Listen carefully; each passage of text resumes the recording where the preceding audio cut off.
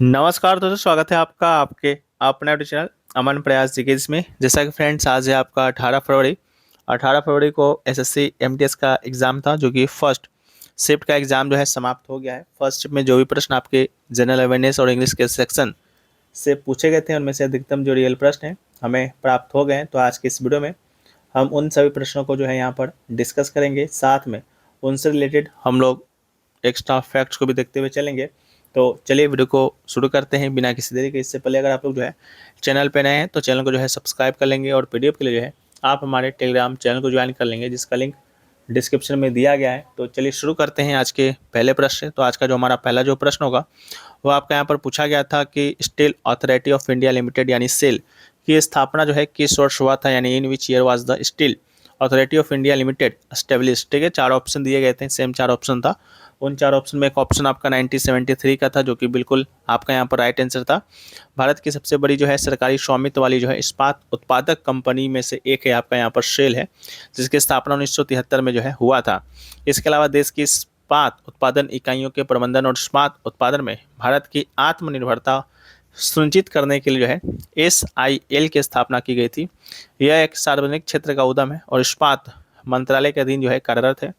आरंभ में भारत के मुख्य इस्पात संयंत्रों का प्रबंधन जो है अलग अलग संगठनों के द्वारा किया जाता था, लेकिन बेहतर दक्षता और उत्पादन के लिए इन्हें एकीकृत कॉर्पोरेट संरचना के तहत जो है एकीकृत करने के लिए SIL का गठन यहाँ पर किया गया था। तो याद रखेंगे। इसके अलावा SAIL का जो मुख्यालय है भारत के नई दिल्ली में स्थित है। इसके अलावा सेल जो है भिलाई हो गया, बोकारो हो गया, राउरकेला हो गया, दुर्गापुर हो गया, बर्नपुर हो गया, ठीक है, में 5 एकीकृत इस्पात संयंत्र जो है संचालित करता है। ठीक है, तो इनको याद रखेंगे। इसके अलावा वीडियो में आगे बढ़ते हैं उससे पहले आपको बताते हुए चलें कि अगर आप लोग जो है एसएससी एमटीएस का जो मेमोरी बेस्ड क्वेश्चन है जो कि आप बाय करना चाहते हैं, जिसमें आपको रियल एग्जाम का क्वेश्चन जो है मिलेगा, 4 फरवरी से अब तक के सभी शिफ्टों का पीडीएफ आपको यहाँ पर कंबाइंड नोट से मिल जाएगा।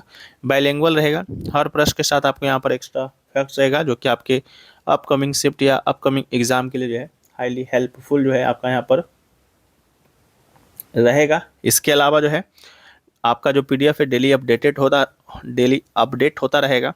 मात्र 25 रुपये में आप इससे जो है बाय कर सकते हैं। हमारा यह व्हाट्सअप नंबर है, यहाँ से संपर्क करके, नहीं तो लिंक इसका डिस्क्रिप्शन में मिल जाएगा। एसएससी का एग्ज़ाम जो आएगा उसमें जो शिफ्ट में आपके प्रश्न आएंगे, जो भी शिफ्ट में आपका एग्जाम होगा वो आपका इन्हीं सभी प्रश्नों का हुई जो है रिपीट करके बार बार घुमा फिरा कर जो है पूछे जाएंगे। इसके अलावा जो है कुछ इस तरह से आपको पीडीएफ देखने को मिलेगा। और जिनका अभी एसएससी का एग्जाम है वह जो है हमारे द्वारा जो प्रयास ई बुक बनाया गया है उसको भी आप यहाँ पर बाय कर सकते हैं।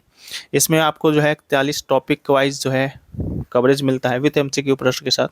टोटल 41 टॉपिक मिलेंगे। यहाँ से लगभग जो है 2000 प्लस एमसीक्यू प्रश्न भी जो है आपको मिल जाएंगे। इसके साथ जो है एसएससी एमटीएस का जो पीडीएफ है वो फ्री ऑफ कॉस्ट मिलता है। मात्र 49 रुपये में आप इसे प्राप्त कर सकते हैं। साथ में जीडी का जो कंपाइलेशन है पिछले साल का, पिछले बार जो एग्जाम हुआ था उसका भी विथ एक्स्ट्रा फैक्ट के साथ आपको उसका कंपाइलेशन भी फ्री मिल जाता है। तो इसका भी लिंक डिस्क्रिप्शन में होगा। हमारा व्हाट्सअप नंबर, यहाँ से भी संपर्क कर इस वीडियो को बाय कर सकते हैं। बढ़ते हैं नेक्स्ट क्वेश्चन की तरफ। तो नेक्स्ट क्वेश्चन जो आपको यहाँ पर पूछा गया था कि साहित्य अकादमी पुरस्कार विजेता उपन्यास तमस के लेखक कौन है। तो इसका जो राइट आंसर था भीम्स सहनी जो है इसका आपका यहाँ पर राइट आंसर हो जाएगा। यह उपन्यास जो है 5 दिनों की कहानी है, जो भारत के विभाजन के दौरान जो है सांप्रदायिक तनाव को दर्शाता है। 1987 में गोविंद निहलानी ने इस पर जो है एक प्रसिद्ध टीवी फिल्म सीरीज भी बनाई थी। इसके अलावा इसके लिए जो है भीष्म सहनी को 1975 में जो है साहित्य अकादमी पुरस्कार भी जो है मिला है। तो आप इसको भी याद रखेंगे। नेक्स्ट क्वेश्चन की तरफ बढ़ते हैं। तो नेक्स्ट क्वेश्चन है बिहू किस भारतीय राज्य का लोक नृत्य है, यानी Bihu is the folk dance of which Indian state. 4 option थे, उनमें से एक ऑप्शन आपका असम का था, बिल्कुल राइट आंसर हो जाएगा। Bihu is a set of the 3 important Assamese festival. First is Rongali Bihu जो कि स्प्रिंग में मनाया जाता है, कटी बिहू आपका ऑटम में, और माघ बिहू जो कि हार्वेस्ट फेस्टिवल है। It is non for its energetic dance steps and quick hand movement. ठीक है, तो बिहू आपका यहाँ का लोक नृत्य भी है और साथ में यहाँ का जो है आपका यहाँ पर फेस्टिवल भी है। एक क्वेश्चन था कि एथेनॉल के व्यावसायिक उत्पादन के लिए निम्नलिखित में से किस संयोजन का मुख्य रूप से उपयोग किया जाता है, यानी which of the flowing combination of crops is primary used for commercial ethanol production. 4 option यहाँ पर दिए गए थे। उन 4 ऑप्शन में एक ऑप्शन गन्ना और मक्का का था, बिल्कुल राइट आंसर हो जाएगा। Ethanol is produced by fermenting crops that are high in sugar और starch, while sugar cane is dominant source in India, Brazil, and maize is the primary feed stock in the USA. ठीक है, तो आप इसको याद रखेंगे। इसके अलावा इन फसलों का ही उपयोग होता है। तो शुगर केन की बात करेंगे तो it contain sucrose, simple sugar which yeast can ferment directly into ethanol, this is the most energy efficient method. Maize की बात करेंगे तो it contain starch, this starch is first broken down into simple sugars using enzymes and then fermented into ethanol. एक question था कि प्रकाश संश्लेषण के दौरान पौधे के द्वारा छोड़ा जाने वाला मुख्य अपशिष्ट पदार्थ क्या है, यानी what is the primary waste product release by the plant during photosynthesis. चार ऑप्शन थे, एक ऑप्शन आपका यहाँ पर ऑक्सीजन का था, बिल्कुल राइट आंसर यहाँ पर हो जाएगा। All the water vapour can also we lost transpiration, जिसे हम लोग कहते हैं। Oxygen is the direct chemical by product of the photosynthesis reaction itself. एक क्वेश्चन था बाबर जो है फरगना का शासक किस वर्ष बना था। तो बाबर जो आजम है 1494 में जो है आपका यहाँ पर फरगना का शासक जो है बना था। 1494 में वो वर्ष है जब फरगना का शासक बना। और 1526 में जो बाबर आजम है पानीपत की जो प्रथम लड़ाई है वो आपका जीता और भारत में मुगल साम्राज्य की जो है नींव रखी। और पानीपत का जो प्रथम लड़ाई है बाबर आजम और आपका यहाँ पर जो है इब्राहिम लोदी के बीच जो है आपका यहाँ पर कंडक्ट जो है हुआ था, इसको भी याद रखेंगे। इसके अलावा बाबर के पिता जो है उमर शेख मिर्जा सेकेंड की एक दुर्घटना मृत्यु में जो है दुर्घटना मृत्यु के बाद जो है बाबर ने केवल 12 साल की उम्र में जो गद्दी संभाली। हालांकि उसे अपने रिश्तेदारों और उज्बेक प्रतिद्वंदियों से कड़ी चुनौतियों का सामना यहाँ पर करना पड़ा। अंततः जो है उसे अपना पैतृक राज्य फरंगना जो है छोड़ना पड़ा। एक क्वेश्चन था GSAT-18 जो है किस प्रकार का उपग्रह है। राइट आंसर जो है कम्युनिकेशन सैटेलाइट संचार उपग्रह आपका हो जाएगा। GSAT-18 was launched by ISRO to provide continuity of service in C-band, extended C-band and Co-band for telecommunication, television VSAT services. It is not designed for weather और mapping। ठीक है, तो आप इसको याद रखेंगे। लॉन्च डेट जो है 6 अक्टूबर 2016 है। लॉन्च व्हीकल की बात करेंगे तो इना 5A 2231 से इसको लॉन्च किया गया था फ्रांस के गोना से। पेलोड की बात करेंगे तो 48 ट्रांसपोंडर्स जो है इसमें लगा हुआ है। ऑर्बिट जो है जियो स्टेशनरी ऑर्बिट। ठीक है, तो इसको याद रखेंगे। एक क्वेश्चन था अटल पेंशन योजना आधिकारिक तौर पर जो है किस तारीख को शुरू की गई थी, यानी on which was that was the Atal pension योजना ऑफिशियली लॉन्च्ड। चार ऑप्शन था, एक ऑप्शन आपका 9 मई 2015 का था, बिल्कुल राइट आंसर हो जाएगा। इसके अलावा अटल पेंशन योजना की बात करेंगे जिसे शॉर्ट फॉर्म हम लोग जो है APY के नाम से भी जानते हैं, कि शुरुआत 9 मई 2015 को प्रधानमंत्री नरेंद्र मोदी के द्वारा जो है कोलकाता में की गई थी। यह योजना जो है मुख्य रूप से असंगठित क्षेत्र के श्रमिकों के लिए 1 जून 2015 से प्रभावी हुआ। इसके अलावा launch date Kolkata, effective from 1 June 2015। Goal की बात करेंगे तो old age income security for the unorganised sector. Pension की बात करेंगे तो 1000 से लेकर 5000 रुपया पर मंथ जो है इसमें आपको यहाँ पर पेंशन मिलना है।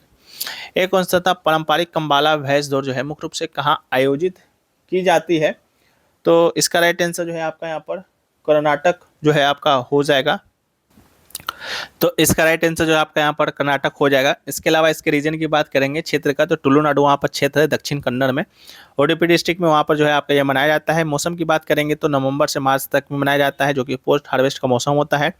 और ट्रैक की बात करेंगे तो 2 parallel Modi tracks filled with water जो है आपका वहाँ पर होता है। इसके अलावा dedicated to lord Kadri Manjunatha for a good harvest. ठीक है, तो इसको भी आप याद रखेंगे। एक क्वेश्चन था 2007 में यूनेस्को के memory of the world register में जो है किस वेद को शामिल किया गया था।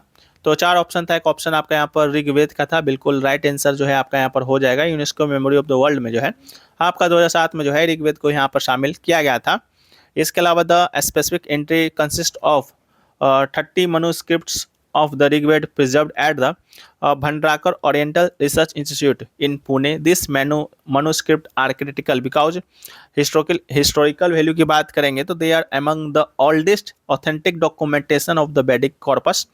Global heritage की बात करेंगे तो the Rigved represent the first literary document in the history of humankind transcending in identity as a religious scripture. इसके अलावा जो है इसका जो है प्रिजर्वेशन की बात करेंगे तो the memory of the world programme aim to preserve such a fragile documentary heritage from the collective amnesia. Next question है कि प्लूटो का सबसे बड़ा उपग्रह कौन सा है, यानी कि which is the largest satellite of Pluto. तो इसका राइट आंसर जो है सेरोन या कैरोन आपका यहाँ पर राइट आंसर हो जाएगा। ठीक है, इसके अलावा जो है the other 4 moons are tiny and rotate as they orbit. First one is Hydra, second one is Nix, third is Kerberos and fourth is Styx. ठीक है, तो आप इसको याद रखेंगे। टोटल 5 मून है आपका प्लूटो के पास। सबसे जो बड़ा है या कह सकते हैं सबसे जो छोटा है वो आपका यहाँ पर चेरोन ही है। ठीक है, तो इसको आप लोग याद रखेंगे। इसके अलावा नेक्स्ट क्वेश्चन है कि दूसरे सिख गुरु बनने से पहले जो है गुरु अंगद देव जी का मूल्य नाम पूछा गया था। 4 ऑप्शन दिया गया था, उसमें से एक ऑप्शन भाई लहना का एक था जो कि बिल्कुल राइट आंसर हो जाएगा। दूसरे सिख गुरु गुरु अंगद देव जी जो कि 31 मार्च 1504 से 29 मार्च 1552 तक जो है रहे थे, का मूल नाम जो है भाई लहना या लहना जी था। इसके अलावा गुरु नानक देव जी से मिलने और सिख धर्म अपनाने से पहले वे माता पिता के द्वारा रखे नाम लहना से ही जो है जाने जाते थे। वो खत्री परिवार से थे, उनके पिता का नाम जो है फिरुमल था। गुरु नानक देव जी ने उन्हें अपना उत्तराधिकारी जो है चुना और अंगद मेरा अपना अंग नाम दिया उनको, और उन्होंने जो है गुरुमुखी लिपि को विकसित और औपचारिक रूप दिया था। तो इसको भी याद रखेंगे। एक क्वेश्चन है चंडीगढ़ विश्वविद्यालय के संस्थापक जो थे ले कार्बोजिया, वो आपका किस देश से जो है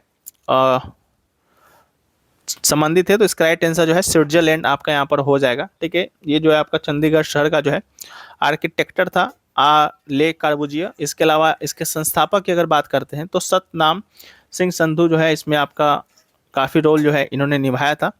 एक क्वेश्चन है कि भारत में आर्थिक सुधार जैसे कि उदारीकरण, निजीकरण और वैश्वीकरण का किस पंचवर्षीय योजना के दौरान शुरू हुआ था। राइट आंसर 5 ईयर प्लान इसका राइट आंसर होगा। 8वीं पंचवर्षीय योजना जो कि 1992 से 1997 तक जो है चला था। और the reforms started in 1991 following the balance of payment crisis since the 8th plan commenced in 1992 it become the vehicle of the structural change. ठीक है, तो आप इसको याद रखेंगे। इसके अलावा the transition from a closed economy to an open economy was driven by 2 की figures. First one is prime minister उस समय जो थे पीवी नरसिम्हा राव, उस समय जो आपके वित्त मंत्री थे डॉक्टर मनमोहन सिंह। तो आप इसको याद रखेंगे। एक क्वेश्चन है मिट्टी तैयार करने में जो है हल चलाने को दूसरा क्या नाम दिया गया है। राइट आंसर टाइलिंग एंड जुताई जो है इसका आपका यहाँ पर राइट आंसर हो जाएगा। ठीक है, तो आप इसको याद रखेंगे। जुताई की बात करेंगे तो मिट्टी को ढीला करना या पलटना इसका होता है। समतलन की बात करेंगे तो समतल का उपयोग करके जुते हुए खेत को समतल करना।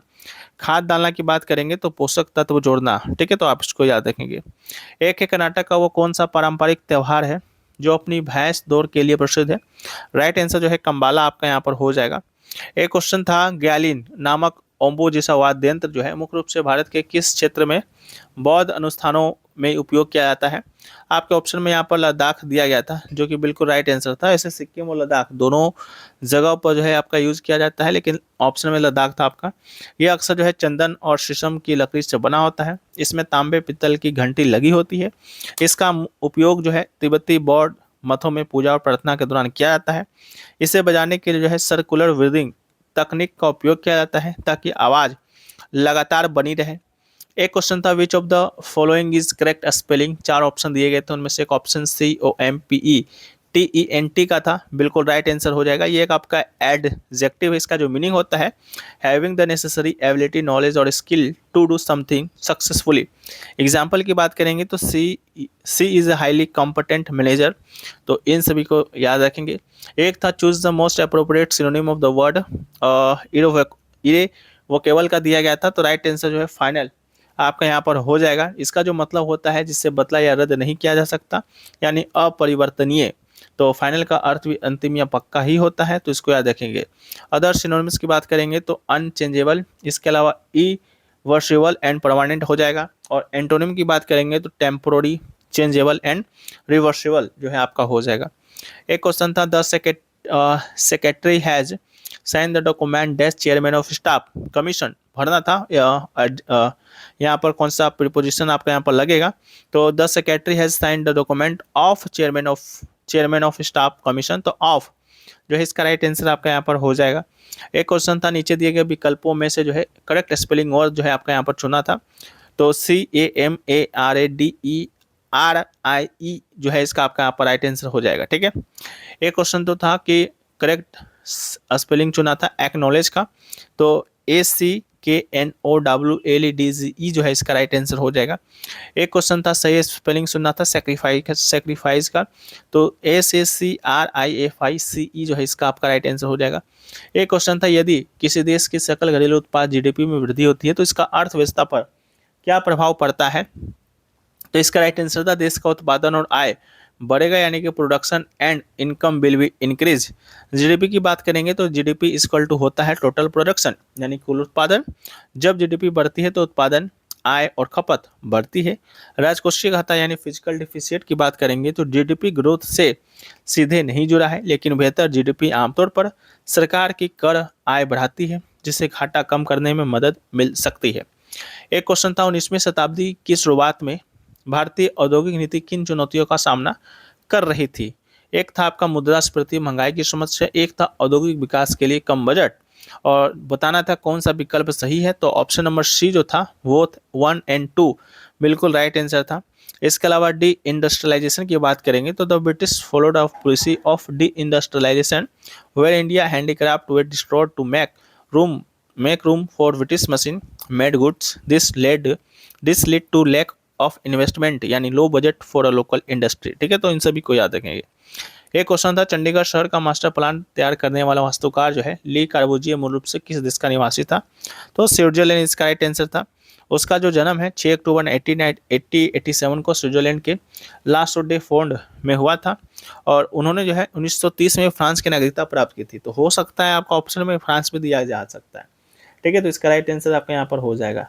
इसके अलावा बात करेंगे कंट्रीब्यूशन का, तो उन्हें जो है आधुनिक वास्तुकला के अग्रदूतों में से एक माना जाता है, और भारत के पहले जो प्रधानमंत्री थे जवाहरलाल नेहरू के आग्रह पर जो है उन्होंने 1950 के दशक में चंडीगढ़ का जो है डिजाइन तैयार किया था। एक क्वेश्चन था select the meaning of given idiom fish out of water, तो इसका राइट आंसर था टू बी अनकंफर्टेबल, इसका राइट आंसर हो जाएगा। The most appropriate word for the given idiom fish out of water is to be uncomfortable. ठीक है, तो fish of water की बात करेंगे तो someone who is uncomfortable in a specific situation. Example की बात करेंगे तो I felt like a fish out of water at my knee school.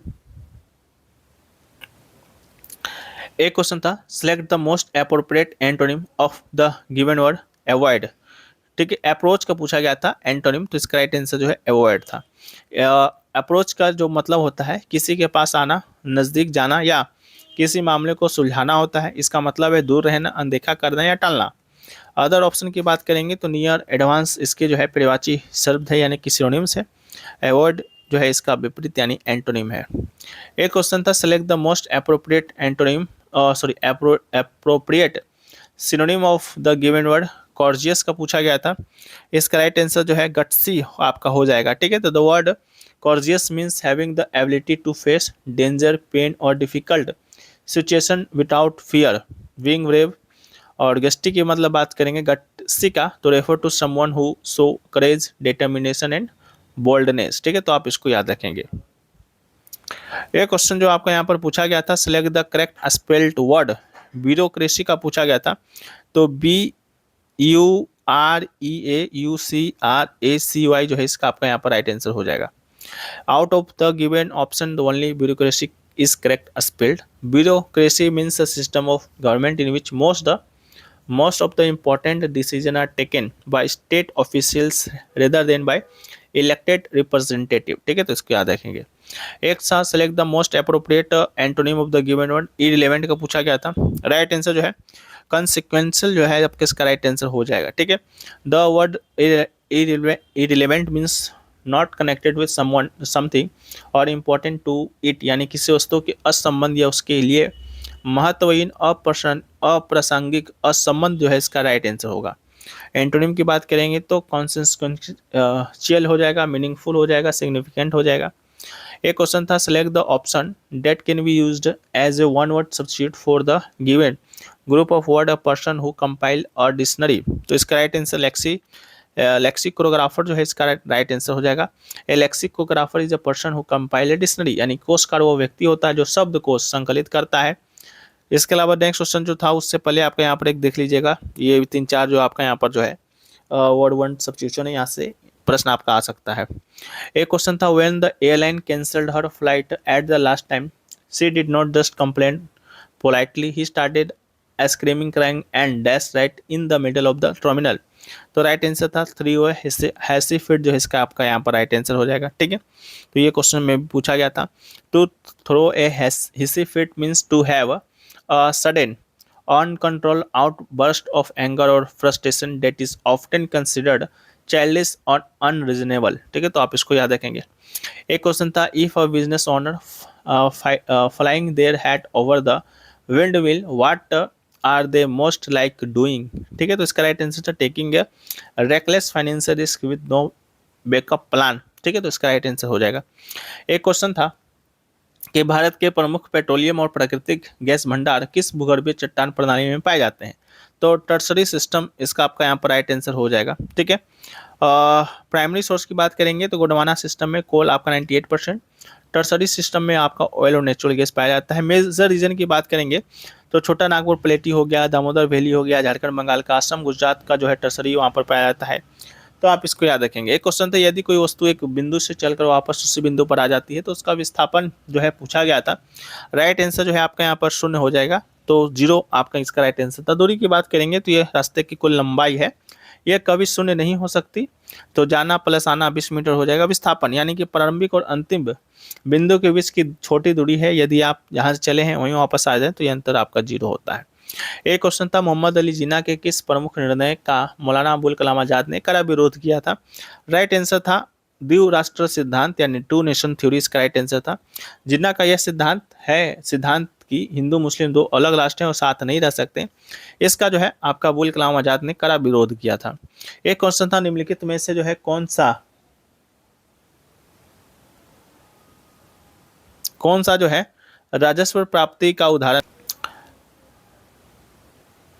Question था कि राजस्व प्राप्ति का उदाहरण है। 4 ऑप्शन था, एक ऑप्शन आपका यहाँ पर इनकम टैक्स का था, बिल्कुल राइट आंसर हो जाएगा।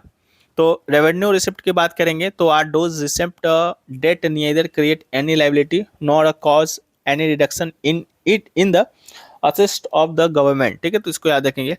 एक क्वेश्चन था, during which movement was first Indian tricolour flag hoisted, यानी किस आंदोलन के दौरान पहला भारतीय तिरंगा फहराया गया था। राइट आंसर स्वदेशी मूवमेंट हो जाएगा। ऑप्शन आपका ये स्वदेशी मूवमेंट का दिया गया था।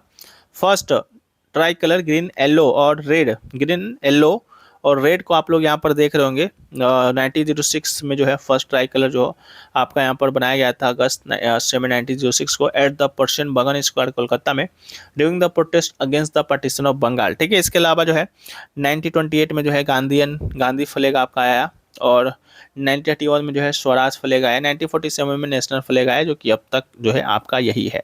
ठीक है, तो जो आपका स्वदेशी मूवमेंट में 1906 में चलाया गया था पहला तिरंगा हरा पीला लाल वाला, जिसमें 8 कमल और वंदे मातरम लिखा था, कोलकाता में फहराया गया था। 1970 में जो है होम रूल मूवमेंट में जो है एनी बेसेंट और लोकमान्य तिलक ने 5 लाल और 4 हरी पट्टियों वाला जो है झंडा अपनाया था। इसके अलावा 1921 की बात करेंगे, नन कोऑपरेशन इरा में पिंगाली वेंकैया ने जो है गांधी जी को चरखा वाला झंडा जो है लाल और हरा वाला, जो कि आप यहाँ पर देख पा रहे होंगे, प्रस्तुत किया था। बाद में सफ़ेद रंग जोड़ा गया। और सिविल डिसओबीडियंस इरा की बात करेंगे तो कांग्रेस ने कराची सेशन में जो है सेफ्रॉन व्हाइट और ग्रीन वाला चरखा जो है झंडों को आधिकारिक तौर पर अपनाया था। तो इसको याद रखेंगे। एक था 1990 के दशक की शुरुआत में भारतीय अर्थव्यवस्था को किस प्रमुख समस्या का सामना करना पड़ा था। बैलेंस ऑफ पेमेंट क्राइसिस इसका राइट आंसर था भुगतान संतुलन संकट। ठीक है, तो आप इसको याद रखेंगे, ये क्वेश्चन भी पूछा गया था। ठीक है, तो अभी तक जो है हमें इतने प्रश्न मिले हैं और भी प्रश्न मिलने की संभावना है, जिसको हम लोग पीडीएफ में शामिल कर देंगे। पीडीएफ जैसा कि आपको पता है टेलीग्राम पे मिल जाएगा, लिंक उसका डिस्क्रिप्शन में दिया गया है। तो मिलते हैं हम लोग नेक्स्ट वीडियो में। और इसका जो एसएससी एमटीएस का जो आपका मेमोरी बेस का क्वेश्चन का जो पीडीएफ है उसका लिंक डिस्क्रिप्शन में दिया गया है, कमेंट सेक्शन में पिन है। जब तक एग्जाम आपका खत्म नहीं होता तब तक का पीडीएफ आपको मिलेगा। मिलते हैं नए वीडियो में, जब तक के लिए जय हिंद।